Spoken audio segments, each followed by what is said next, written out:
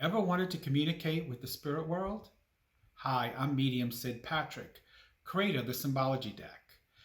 This deck will assist you in your journey in communicating with the unseen world. There are 78 cards in this deck. Some pictures, some colors. So now let's get started. There are 5 key elements in every mediumship reading. The sex of the person or the spirit that you're communicating with, the relationship to the sitter, something about the death, memory links, and a message. Using symbology works with your clairsentience and your clairvoyance. You can feel and see these things. So these exercises are to help you get more clairvoyant by using your clairsentience to feel and see pictures. You can also work the other clairs as well, but let's just start with the clairvoyance and clairsentience. The Symbology deck, like I told you, consists of 78 cards. Some with pictures, some with colors. Shuffle your deck and pick any card and lay it down. And think to yourself, using those 5 key elements, how can I tell a story of this spirit with the symbol that the spirit has given me? What can I do? What do I get? I've got hands. So with this, when I look at these hands, do I think male or female?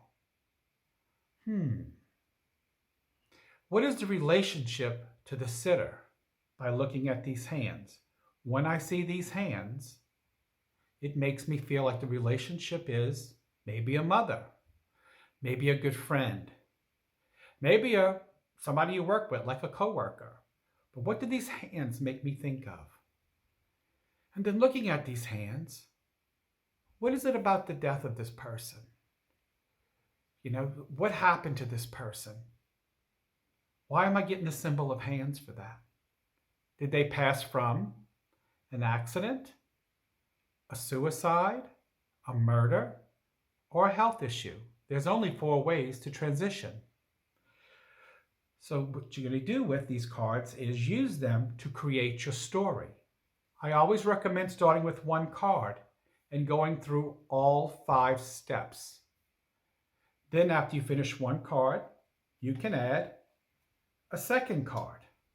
Notice I got eyes that time. And as you even progress, you can add a color to that. The hardest thing for my students in mediumship is for them to be able to tell the story of the spirit. What happened in this spirit person's life? The spirit will communicate with you by using symbols. Now let's look at 3 more pictures. Pick random 3, and I'm going to tell you a story by looking at these 3 cards.